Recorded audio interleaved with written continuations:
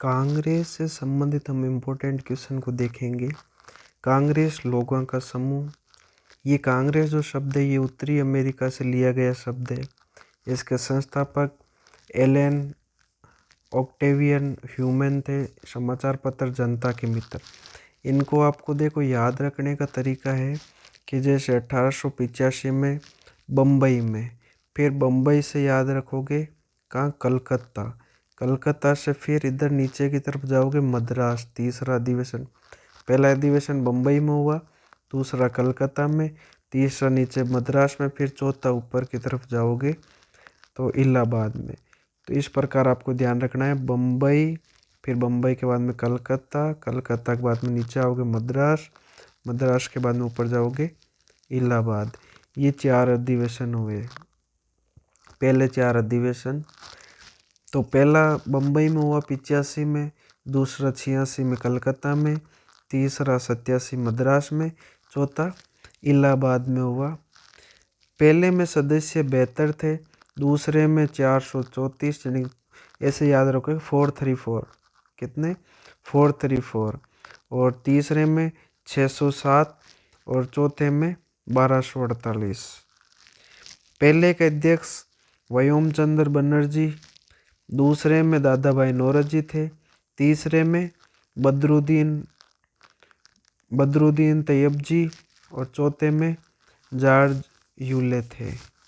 इस प्रकार आप इस डायग्राम से अच्छे से याद कर सकते हो कि कौन पहला, दूसरा, तीसरा, चौथा अधिवेशन।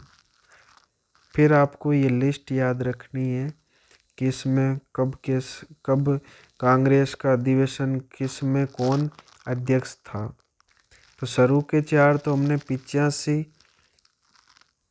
86, 87, 88, ये तो याद कर लिए अभी। बम्बई, कलकत्ता, मद्रास और इलाहाबाद, इनके अध्यक्ष भी WC बनर्जी, दादा भाई नौरोजी और बदरुद्दीन तैयब जी, जॉर्ज यूल, ये अभी हमने याद किए हैं ऊपर ये चारों डायग्राम से। फिर इनके बाद में जो 1905 का हमने पढ़ा था बनारस, गोपाल कृष्ण गोखले। 6 का भी पढ़ा था कलकत्ता, दादा भाई नौरोजी। फिर 7 का सूरत फूट देखी थी हमने, रास बिहारी घोष बने। फिर 17 में हमने देखा था कलकत्ता में हुआ था, और एनी बेसेंट जब होम रूल आंदोलन करके फिर गिरफ्तारी हुई, गिरफ्तारी के बाद वापस छूट के आई तो आते ही पहली महिला अध्यक्ष बन गई। फिर 1925 का देखा था कानपुर, जो पहली भारतीय महिला बनी सरोजनी नायडू अध्यक्ष। फिर वापस 1933 में देखोगे तो कलकत्ता में होगा नल्ली सेन। तो ये देखो 3 महिलाएं हैं जो प्रत्येक 8 साल के बाद में, पहली महिला एनी बेसेंट बनी और पहली भारतीय महिला सरोजनी नायडू कानपुर का अधिवेशन में बनी अध्यक्ष, और तीसरी वापस 8 साल के बाद में नल्ली सेन। तो इन तीनों को आप अच्छे से महिलाओं के नाम से याद कर सकते हो, पहली महिला, पहली भारतीय महिला, फिर वापस 8 साल में कलकत्ता, कानपुर, कलकत्ता, इस प्रकार याद कर लोगे। शुरू के 4 डायग्राम से याद किए हैं, और ये बीच के 3 हमने वहाँ पर डिटेल से पढ़े थे, बनारस, कलकत्ता और सूरत।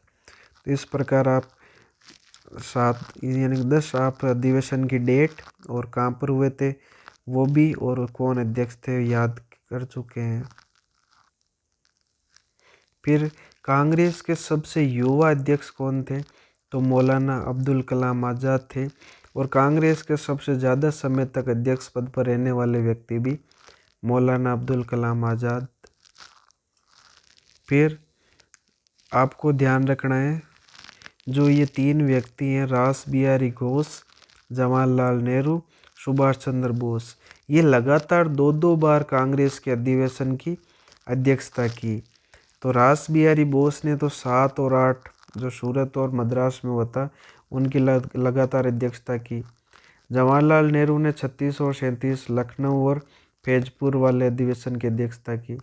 सुभाष चंद्र बोस ने 38 हरिपुरा गुजरात वाला, और 1939 त्रिपुरा अधिवेशन, जो त्रिपुरी संकट के नाम से जाना जाता है, इनकी लगातार 2-2 बार अध्यक्षता इन्होंने की। 1939 का जो अधिवेशन था उसमें सुभाष चंद्र बोस ने गांधी जी के उम्मीदवार पट्टाभी सीतारमैया को पराजित किया और अध्यक्ष चुने गए, परंतु गांधी जी के विरोध के कारण सुभाष ने इस्तीफा दे दिया था। ये वगैरह हमने बात की। फिर यहाँ पर इम्पोर्टेंट बात ये है कि जब इस्तीफा दिया उसके बाद में अध्यक्ष कौन बने, तो डॉक्टर राजेंद्र प्रसाद बने। तो ये ध्यान रखना इम्पोर्टेंट है। फिर अन्य बिंदु में एक तो ये जो कांग्रेस की स्थापना के बारे में कि जो हेनरी कॉटन और ह्यूम, ये 1884 में हेनरी कॉटन और ह्यूम के द्वारा इंडियन नेशनल यूनियन की स्थापना की गई, यानी भारतीय राष्ट्रीय संघ की स्थापना की गई। इससे भारतीय राष्ट्रीय संघ का पहला अधिवेशन पूना में आयोजित किया जाना था, लेकिन वहाँ पर प्लेग फैल जाने के कारण 28 दिसंबर 1885 को इसका पहला अधिवेशन बम्बई के गोकुलदास तेजपाल संस्कृत कॉलेज में आयोजित हुआ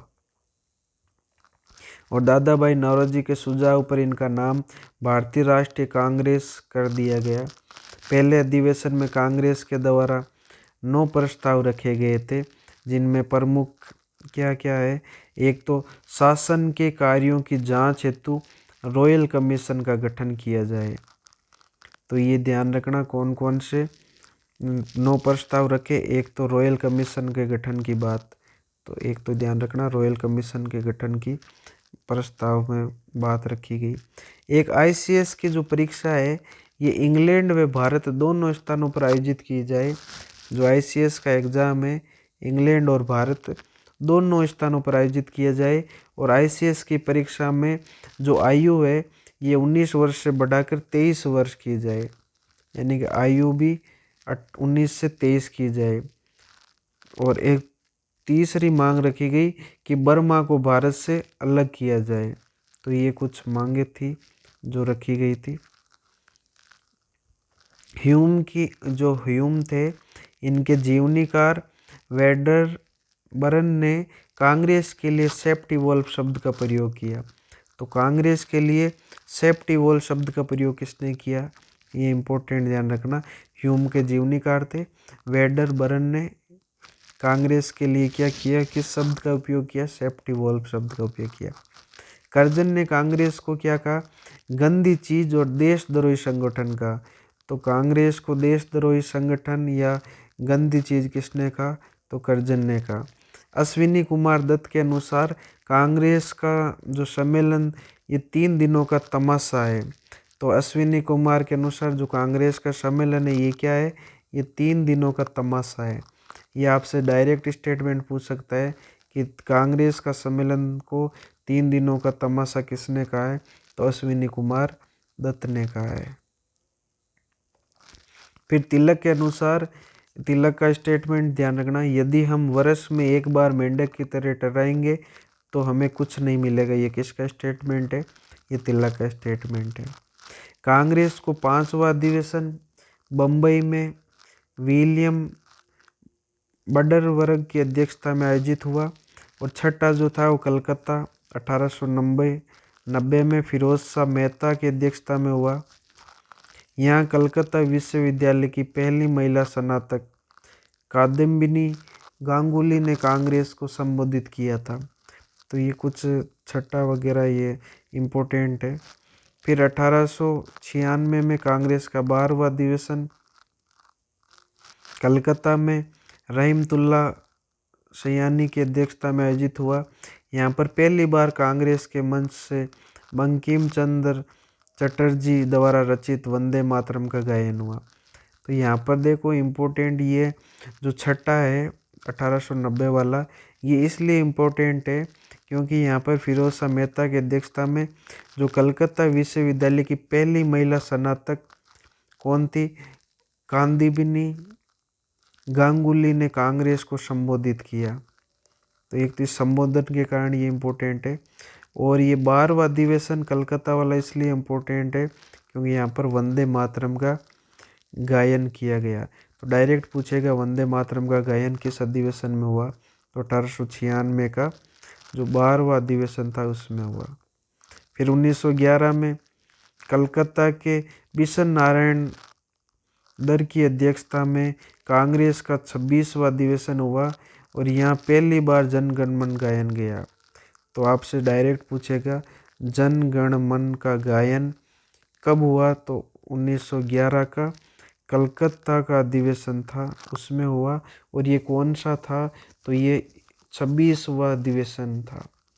गांधी जी ने अपने पूरे जीवन काल में केवल एक बार 1924 में जो कर्नाटक का बेलगांव, कौन सा, कर्नाटक का बेलगांव अधिवेशन था, इसकी एकमात्र अध्यक्ष गांधी जी एक बार अध्यक्ष बने थे पूरे जीवन काल में, कर्नाटक के बेलगांव वाले में। फिर 1925 में सरोजिनी नायडू की अध्यक्षता में कांग्रेस का कानपुर अधिवेशन हुआ। इसी अधिवेशन में हिंदी को राष्ट्रभाषा के रूप में प्रयोग करने का निर्णय लिया गया।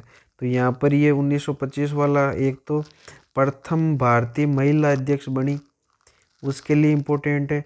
और एक ये हिंदी को राष्ट्रभाषा के रूप में प्रयोग लिए जाने का निर्णय किस अधिवेशन में किया गया, तो सरोजिनी नायडू के 1925 वाले अधिवेशन में किया गया। इस अधिवेशन में हसरत मोहनी ने पहली बार पूर्ण स्वराज्य संबंधित प्रस्ताव रखा जो पारित नहीं हुआ। तो ये भी बात ध्यान रखना इम्पोर्टेंट है। फिर 1931 में वल्लभ भाई पटेल की अध्यक्षता में कांग्रेस का कराची अधिवेशन हुआ। यहाँ मौलिक अधिकारों संबंधित प्रस्ताव पास कर दिया गया। और इसी अधिवेशन में गांधी जी ने कहा गांधी मर सकता है परंतु गांधीवाद हमेशा जीवित रहेगा। तो ये 1931 का वल्लभ भाई पटेल की अध्यक्षता में कहाँ पर हुआ, कराची में अधिवेशन हुआ, जिसमें मौलिक अधिकारों से संबंधित प्रस्ताव को पास किया गया। और इसी अधिवेशन में गांधी जी ने क्या कहा कि गांधी मर सकता है परंतु गांधीवाद हमेशा जीवित रहेगा। तो ये चीज़ें इंपॉर्टेंट है जो आपको ध्यान में रखनी है। 1940 से 45 के मध्य मौलाना अबुल कलाम आज़ाद कांग्रेस के अध्यक्ष पद पर रहे। तो ये ध्यान रखना सबसे ज़्यादा बार कौन रहे, 40 से 45 तक मौलाना अबुल कलाम आज़ाद कांग्रेस के अध्यक्ष पद पर रहे। आज़ादी के बाद में 1948 में कांग्रेस का पहला अधिवेशन जयपुर में हुआ। और इसकी अध्यक्षता किसने की, तो पट्टाभी सीतारमैया ने की। तो ये इम्पोर्टेंट बात है। आज़ादी के बाद जो पहला अधिवेशन हुआ था 1948 का, ये हुआ का, ये जयपुर में हुआ। और इसकी अध्यक्षता किसने की, तो पट्टाभी सीतारमैया ने की। ये इम्पोर्टेंट है, ध्यान रखना नोट। फिर एक इम्पोर्टेंट एचआर है, इसकी full form Hindustan Republic association. इसका गठन कब हुआ, तो 1924 में हुआ।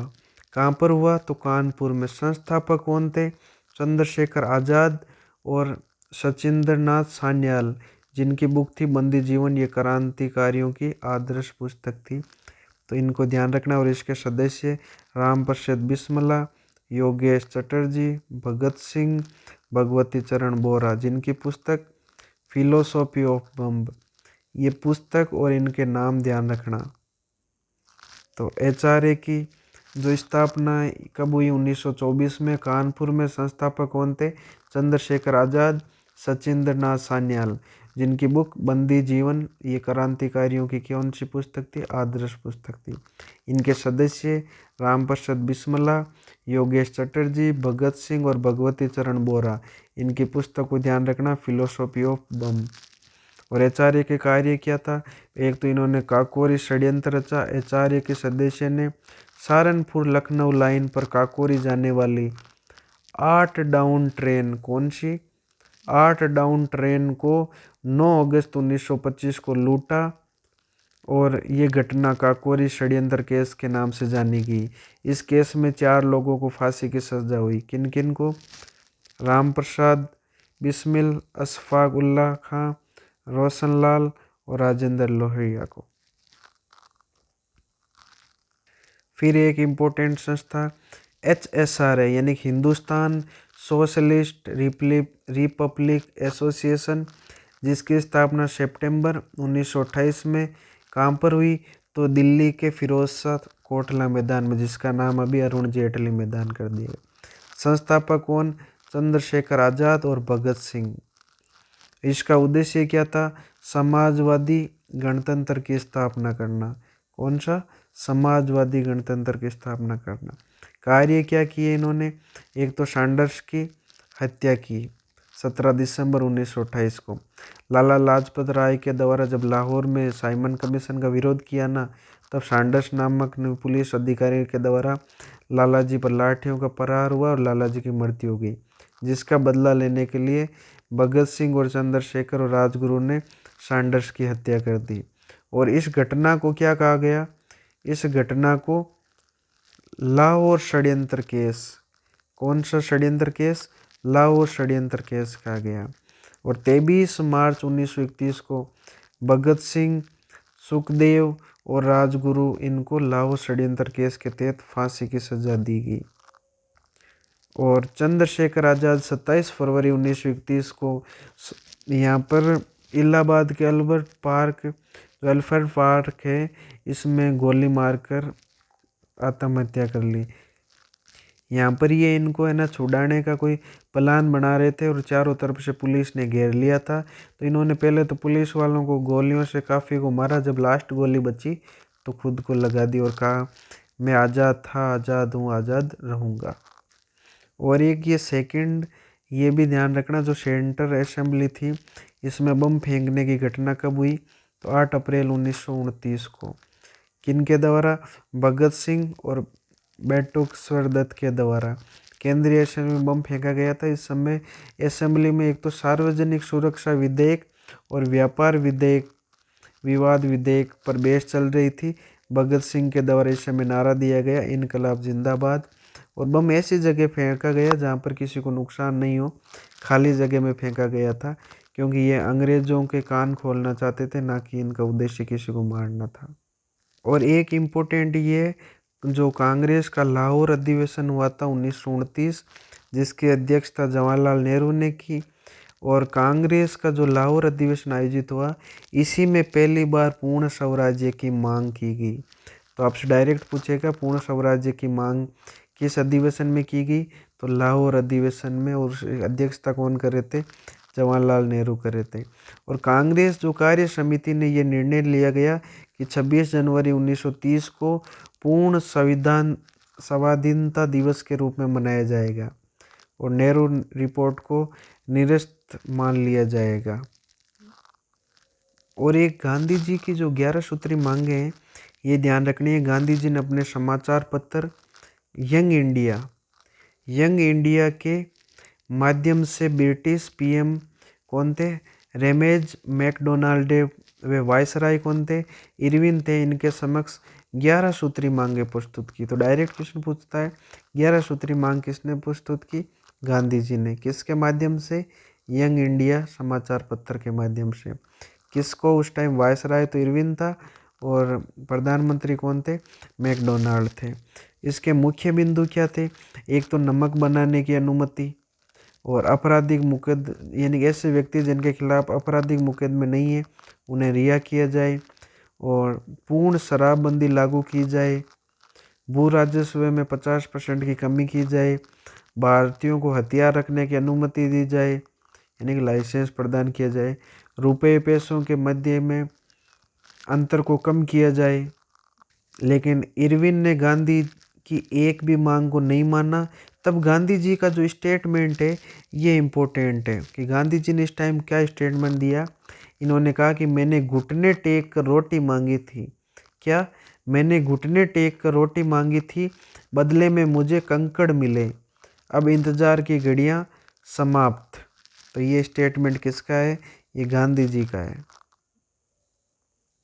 एक गांधी जी का जो सविनय अवज्ञा आंदोलन था, दांडी मार्च, ये दांडी से शुरू हुआ और कहाँ तक?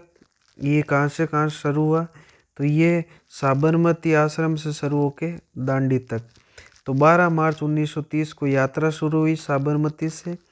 78 अनुयायी के साथ ये गांधी जी यहाँ से निकले। 24 दिन लंबी यात्रा की। यहाँ पर सरोजनी नायडू भी शामिल थी और 240 मील ये चले। और 6 अप्रैल 1930 को दांडी में गांधी जी ने नमक बनाकर कानून तोड़ा। तो ये इम्पोर्टेंट है कि कितनी तारीख को? 6 अप्रैल को 1930 को दांडी में गांधी ने नमक बनाकर नमक कानून तोड़ा। फिर इस आंदोलन में ये डायग्राम से आप ध्यान रखोगे कि जो उत्तर पश्चिमी सीमा है, ये उत्तर पश्चिमी सीमा क्षेत्र है, यानी कि यहाँ पर स्थान पेशावर। नेतृत्व कौन कर रहे थे? तो यहाँ पर खान अब्दुल गफ्फर खान नेतृत्व कर रहे थे और आंदोलन लाल कुर्ती दल यहाँ पर आंदोलन कर रहा था, तो इनको ध्यान रखना। और इधर पूर्वी क्षेत्र में देखें, पूर्वोत्तर क्षेत्र में, तो यहाँ पर कौन? ये नागालैंड का क्षेत्र है। आंदोलन जियालरंग और गोडी न्यूल ने आंदोलन को आगे बढ़ाने और जवाहरलाल नेहरू ने जो गोडी न्यूल थे इनको रानी की उपाधि दी। तो इनका नाम ध्यान रखना कि जवाहरलाल नेहरू ने किनको रानी की उपाधि दी। फिर यहाँ पर देखोगे कि जो ये दक्षिण भारत है, इसमें यहाँ पर कौन नेतृत्व कर रहे थे? तो यहाँ पर श्री राजगोपालाचारी नेतृत्व कर रहे थे। और यहाँ पर चिरुचिरापल्ली के तंजौर तट पर नमक कानून तोड़ा गया। फिर इधर देखें बम्बई में केंद्र धरासनारा और नेतृत्व कौन कर रहे थे? सरोजनी नायडू, माणीलाल और इमाम साहब यहाँ पर नेतृत्व कर रहे थे। फिर यहाँ पर इम्पोर्टेंट फैक्ट देखेंगे कि जो ये खान अब्दुल गफ्फर खान है, जिनको सीमांत गांधी कहा जाता था, के द्वारा खुदाई खिदमतगार यानी ईश्वर के सेवक नामक संगठन की स्थापना की गई। तो खान अब्दुल गफ्फर खान, जिनको सीमांत गांधी कहते हैं, इनके द्वारा कौन सा संगठन की स्थापना की गई थी? खुदाई खिदमतगार संगठन, यानी इसका अर्थ क्या होता है? ईश्वर के सेवक। फिर उत्तर पश्चिमी सीमा प्रांत के लोगों ने खान अब्दुल गफ्फर खान को फ़ख्र ए अफ़गान की उपाधि दी। तो फ़ख्र ए अफ़गान की उपाधि किसकी है? खान अब्दुल गफ्फर खान की है। इनको सीमांत उपाधि दी गई थी। सीमांत गांधी को बादशाह खां के नाम से भी जाना जाता है। कौन सा खां? बादशाह खां के नाम से भी जाना जाता है। इनके द्वारा पश्तो भाषा में कौन सा? पख्तून समाज नामक जो पत्रिका का प्रकाशन किया गया। तो पख्तून ये किसकी पत्रिका है? पश्तो भाषा में बादशाह खां ये थे, इनके द्वारा ये प्रकाशित की गई। सुभाष चंद्र बोस ने गांधी जी की दांडी यात्रा की तुलना किससे की है?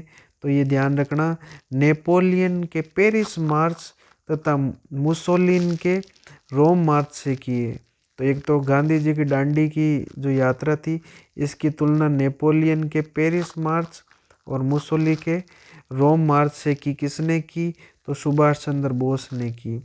किससे की? तो ये ध्यान रखना, जो नेपोलियन का पेरिस मार्च था और मुसोलिन के रोम मार्च से की गई। फिर गांधी जी की गिरफ्तारी के बाद में नेतृत्व किसने किया? तो अब्बास तैयब जी ने किया सविनय अवज्ञा आंदोलन का नेतृत्व। ये इम्पोर्टेंट क्वेश्चन है। एक इम्पोर्टेंट जो ये क्विक इंडिया मूवमेंट था 7-8 अगस्त 1942, इसको अगस्त क्रांति, नेतृत्वहीन आंदोलन, सौते स्फूर्त आंदोलन, ये इनके उपनाम है। और इसका कारण क्विक इंडिया मूवमेंट का कारण क्या रहा? एक तो क्रिप्स जो प्रस्ताव की असफलता, और एक जापान का इस टाइम आक्रमण का खतरा था, और एक सेकेंड वर्ल्ड वॉर के कारण बढ़ती महंगाई, ये कारण रहे क्विक इंडिया मूवमेंट के। फिर वर्धा प्रस्ताव 14 जुलाई 1942 को गांधी जी ने क्या कहा था? यदि कांग्रेस मेरा साथ नहीं देती है तो मैं भारत की मिट्टी से ही कांग्रेस से बड़ा आंदोलन खड़ा कर दूंगा। ये स्टेटमेंट किनका है? महात्मा गांधी का है। वर्धा में कांग्रेस कार्यकारिणी की बैठक हुई और यहाँ अंग्रेजों भारत छोड़ो प्रस्ताव पारित कर दिया गया। 1 अगस्त 1942 को इलाहाबाद से भारत छोड़ो आंदोलन चलाने की घोषणा कर दी गई। और 7-8 अगस्त 1942 को बम्बई के ग्वालियर टैंक मैदान में मौलाना अब्दुल कलाम आज़ाद की अध्यक्षता में कांग्रेस की बैठक हुई। यहाँ पर भारत छोड़ो प्रस्ताव 8 अगस्त 1942 को जवाहरलाल नेहरू द्वारा प्रस्तुत किया गया। तो ये ध्यान रखना। फिर 8 अगस्त 1942 को गांधी जी ने नारा दिया, करो या मरो। तो ये करो या मरो किसका नारा है? गांधी जी का। 9 अगस्त को वायसराय लिनलिथगो के द्वारा ऑपरेशन जीरो ओवर चलाया गया। तो कब चलाया गया? 9 अगस्त को। और सभी नेताओं को जेल में डाल दिया गया। और नेता किस जेल में रहे ये इम्पोर्टेंट है। तो महात्मा गांधी को तो आगा खां प्लेस पुणे में रखा गया, सरोजनी नायडू को भी यहीं रखा गया, जवाहरलाल नेहरू को अहमदनगर महाराष्ट्र में रखा गया, राजेंद्र प्रसाद को बांकीपुर जेल पटना में रखा गया, जयप्रकाश नारायण को हजारीबाग सेंट्रल जेल झारखंड में रखा गया। इनका क्वेश्चन व्यक्ति और जेल को मैच कराने का आ सकता है।